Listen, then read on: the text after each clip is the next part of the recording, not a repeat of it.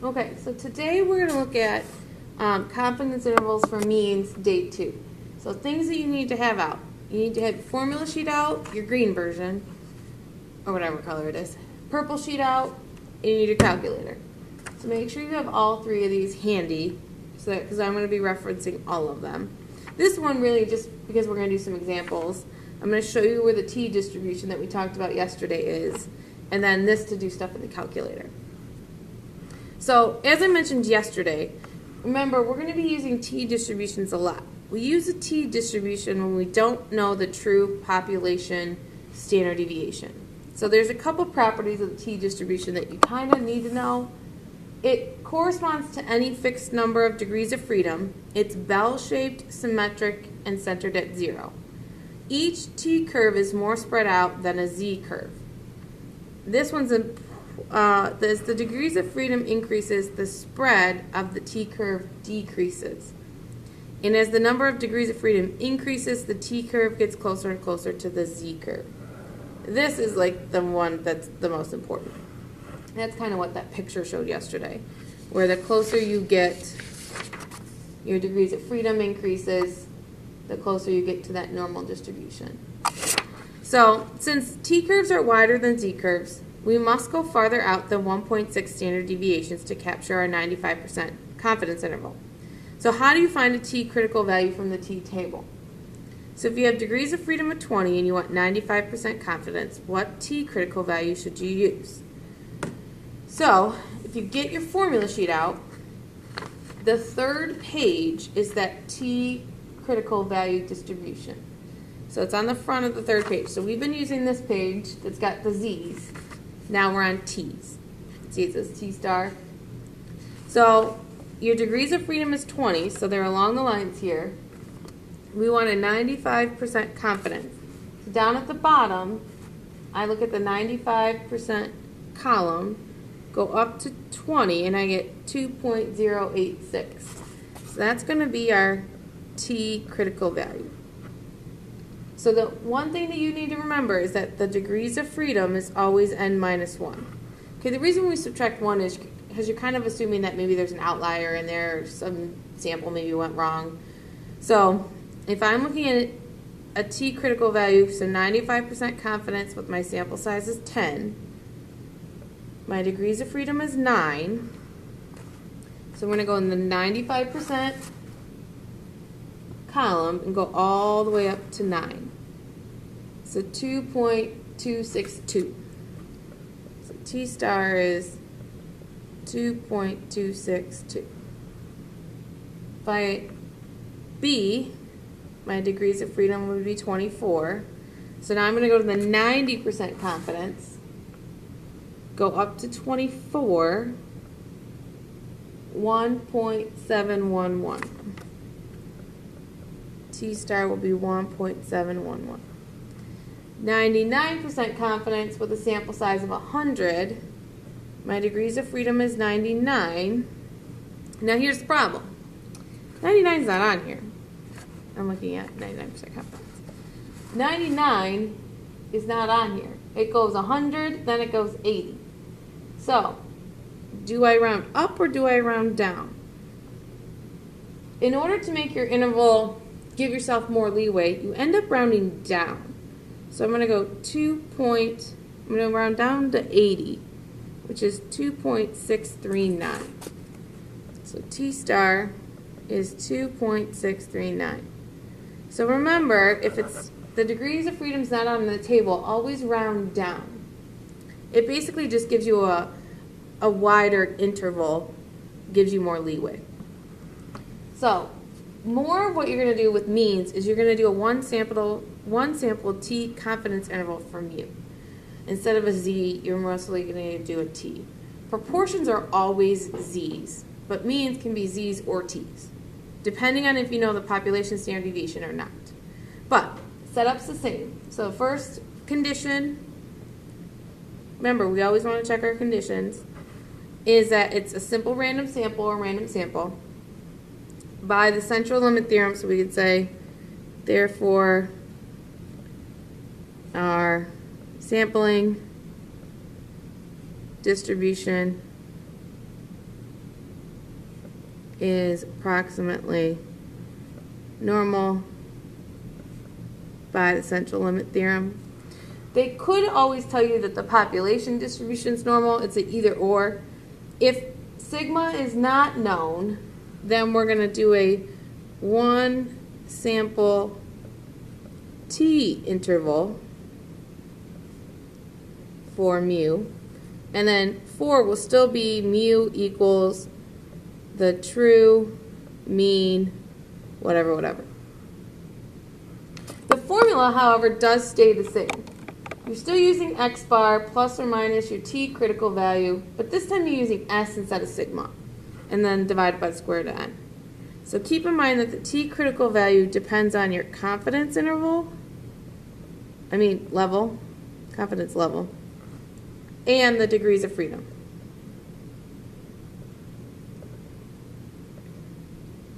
Okay, and then use the table. So, let's try one on the next page. So, 77 students at the University of Virginia were asked to keep a diary of conversations with their mothers, recording any lies they told during these conversations. It was reported that the mean number of lies per conversation was 0.5, with a standard deviation of 0.4. Find a 95% confidence interval for the mean number of lies per conversation for this population. And then your confidence interval will not include 0. Does this mean that all students lie to their mothers? So, first thing we need to know, 77, right, that's our n. This is our x bar, 0.4 is our sample. The reason you know it's a sample is because they didn't tell you it was a population. So, write out your conditions first. So, is this from a random sample? No. So, what do we write when there's no random sample? So, we write x bar is not from a random sample. Then you just write proceed with caution. And we'll write something in our conclusion about how it's not from a random sample. Okay? Sorry, I'm trying to fix this.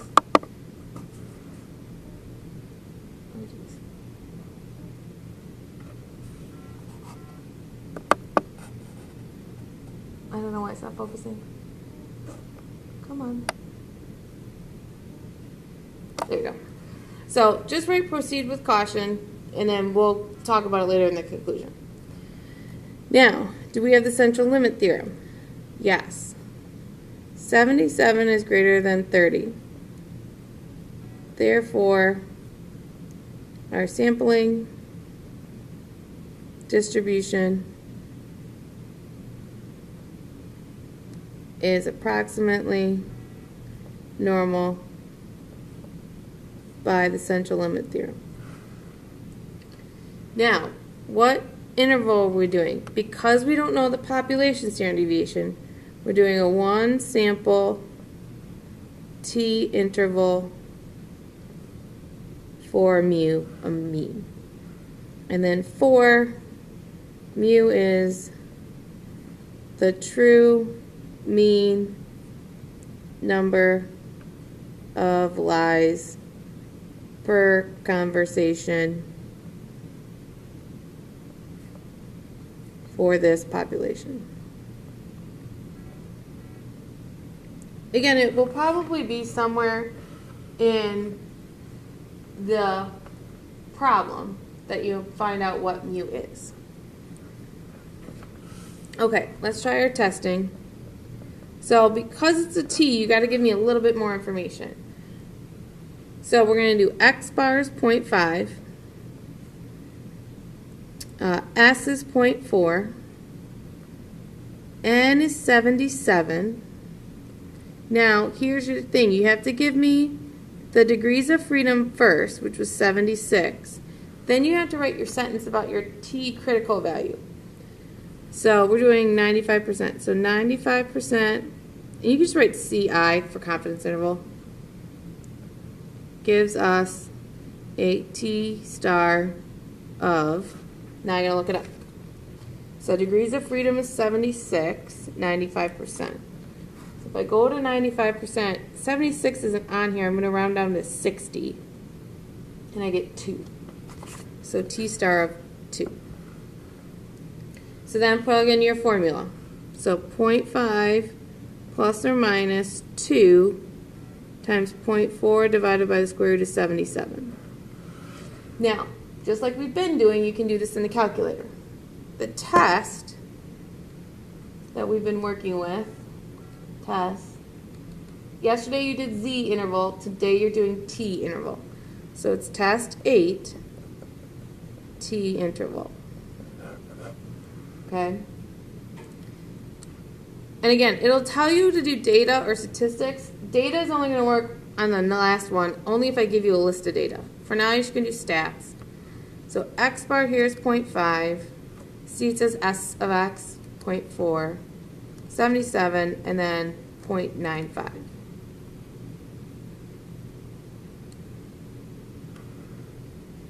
So here I have an interval from 0.40921 to 0.59079. Okay, now I'm going to write my conclusion. But this time I'm going to write 2 sentences because I have to talk about that it's not from a random sample. Okay, so first one I'm going to write just the conclusion. We are 95% confident that the true mean number of lies per conversation, I spelled that wrong,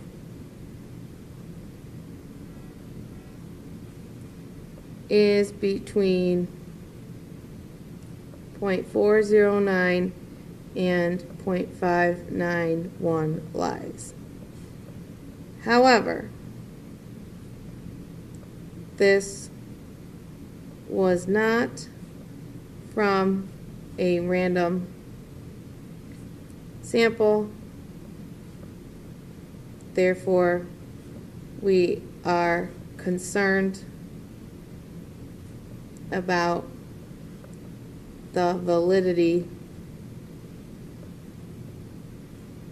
of the interval. So, if you end up with something where one of the conditions isn't met, either it's not from a random sample or the central limit theorem doesn't apply, where its n is less than 30, you just write proceed with caution in the condition, and then in your conclusion, write a second sentence that says something like it's not a random sample or the central limit theorem does not apply, so we're concerned about the validity. You still do the problem, because in the real world you're still being paid to do this stuff, but you just have to address it in your conclusion. Okay? Now let's try looking at sample size again. We did one yesterday. Well, let's try another one with a T interval. Well, we'll see if it's T or Z. So an investigator wishes to study the TV viewing habits among teenagers in a particular suburb. The standard deviation for the number of hours watched per day by all teenagers is 2.9 hours. So this is sigma, because it's all teenagers. The desired confidence level is 99. This tells me we're going to do a Z star. What's the necessary sample size of the margin of error is to be 1 hour. So remember our formula from yesterday. B is Z star times sigma divided by the square root of n. So sample margin of error, we want 1 hour. Our Z critical value. Now here's the nice thing that I don't know if I pointed out yet. Because we have a T distribution, if you don't remember your 99% Z star, which most people don't, you can actually cheat. You look down at 99% down here, and the last row of your formula sheet is the infinity row. This is actually the Z distribution. So 99%, this is our Z star. So all of these are T, except for the last row. That's your Z. So if you ever forget, this is the place to look. So it's 2.576 times 2.9 divided by the square root of n. Okay, now I'm just going to do some algebra. So I'm going to divide. So 0.388 equals 2.9 divided by the square root of n. If I make that a proportion, cross multiply, 388 equals, times the square root of n equals 2.9. So I'm going to divide 2.9 divided by my answer there. So I get the square root of n is 7.47. So I'm going to square. So n is 55.8. But again, round up. So we want to sample 56 teenagers in units. Okay. Questions? Example 3. Samples of 2 different types of automobiles were selected, and the actual speed for each car was determined when the speedometer registered 50 miles per hour. The resulting 95% confidence intervals for the true average actual speed were 51.3 to 52.7, and 49.4 and 50.6. Assuming that the 2 sample standard deviations were identical, which confidence interval is based on the larger sample size? So you're trying to figure out which one is, let's think about this. So what happens as sample size increases? As sample size increases, the width of the confidence interval decreases. So if I subtract, and to find the width, 52.7 minus 51.3, so this is a width of 1.4. 49, let me go backwards. 50.6 minus 49.4, this one has a width of 1.2. So this one is from the larger sample size. So 49.4 to 50.6 is from the larger sample size.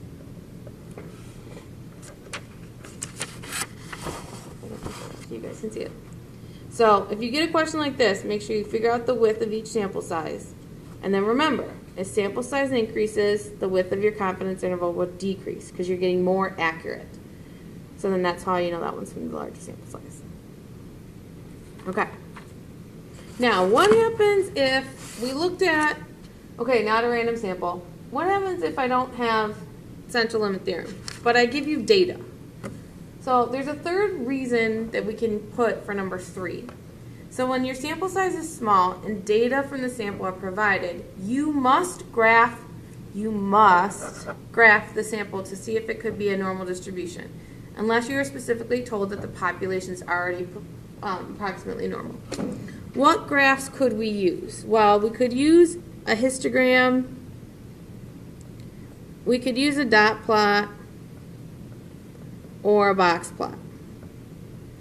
What are we going to look for in the graph? You're going to look for symmetry. Okay, you don't want no skewness. You want it to be approximately symmetric.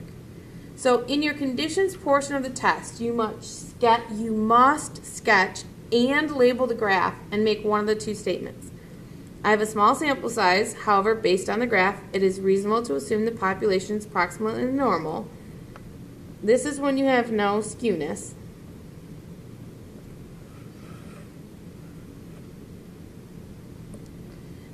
And don't forget to put population distribution.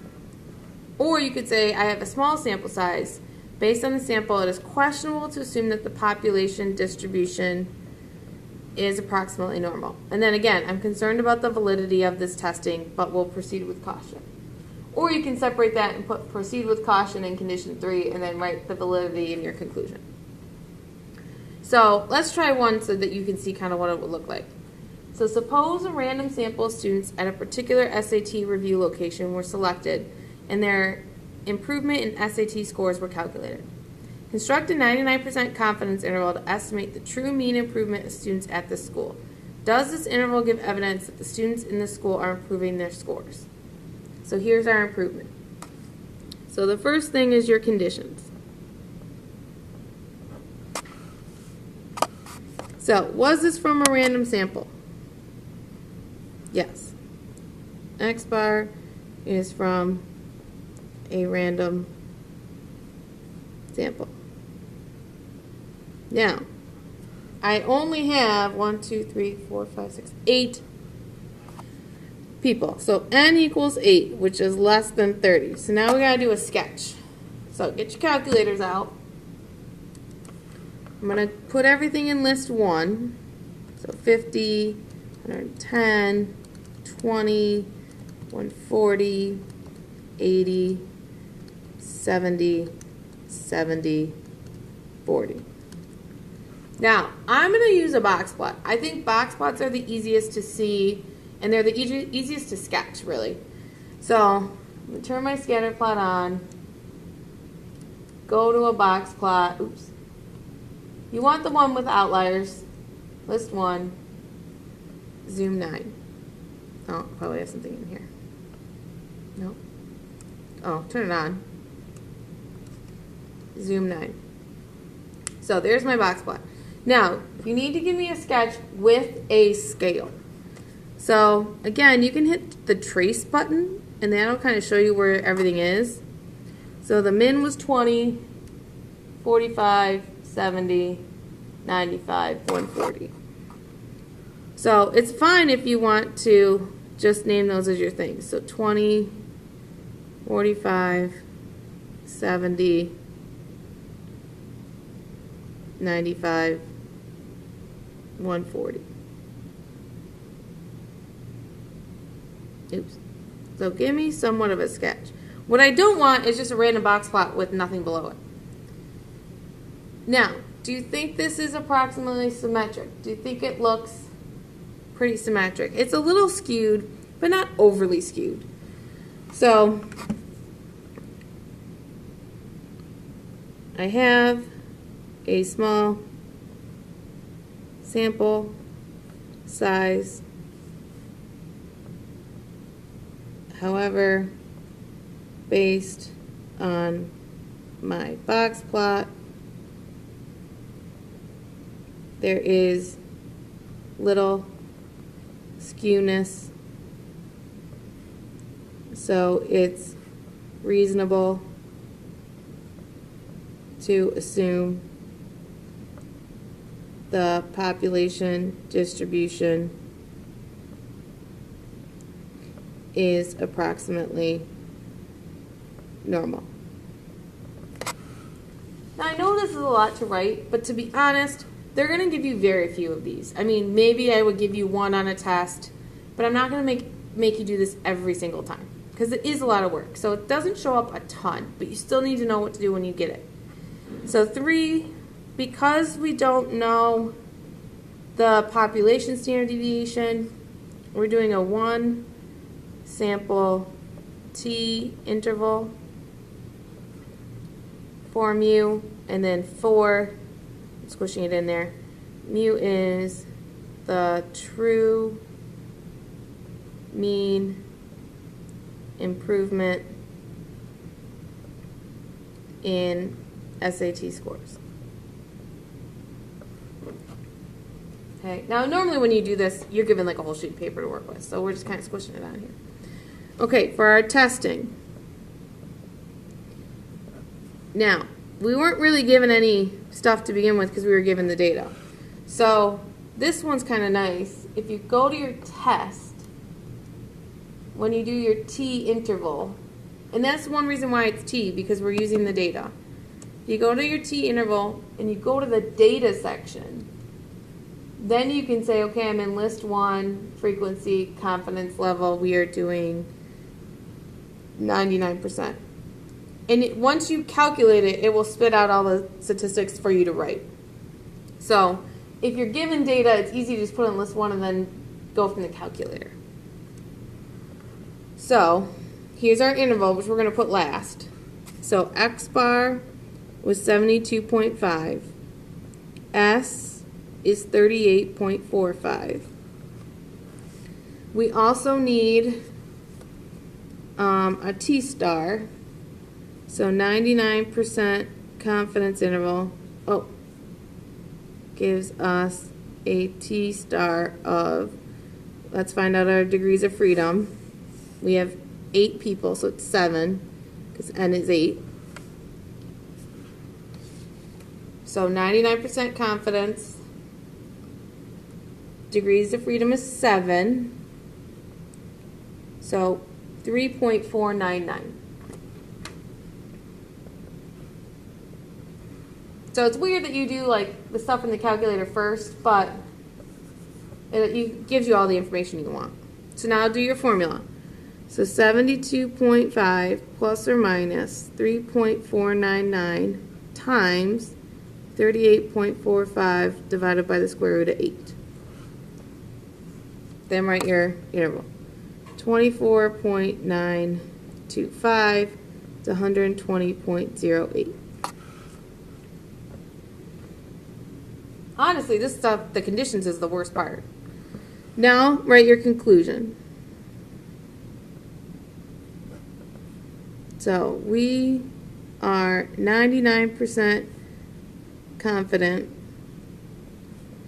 that the true mean improvement in SAT scores is between 24.925 and 120.08 points. And because we said there was no skewness, there's no concern about the validity either. Okay, so again, the conditions is the hardest part, but this should be about the same. So can we attribute the improvement to the school? So can we say that the school caused the improvement? Look at the design of the situation. Did they even give them any treatments? It looks like they just looked at SAT review location, and certain students were selected and their SAT scores were calculated. So they didn't give them any treatments. So remember from the first semester, correlation and causation, not the same thing, right? It's an observational study, right? So even though we are 99% confident there is improvement, right, because everything's positive, the experimental design is an observational study.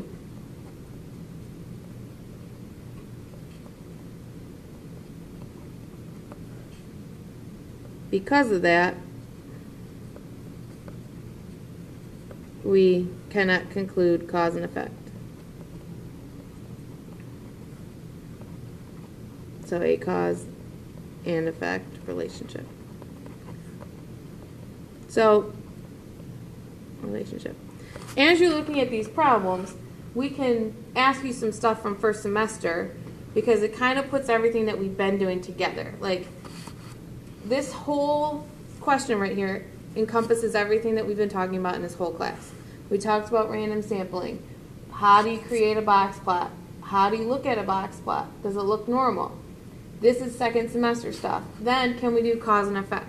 So everything's kind of coming closer and closer together as we go throughout this chapter in the second semester. So this is by far the most difficult question. Takes the longest, you have the most to show me. So don't get scared by this question because it's definitely the hardest.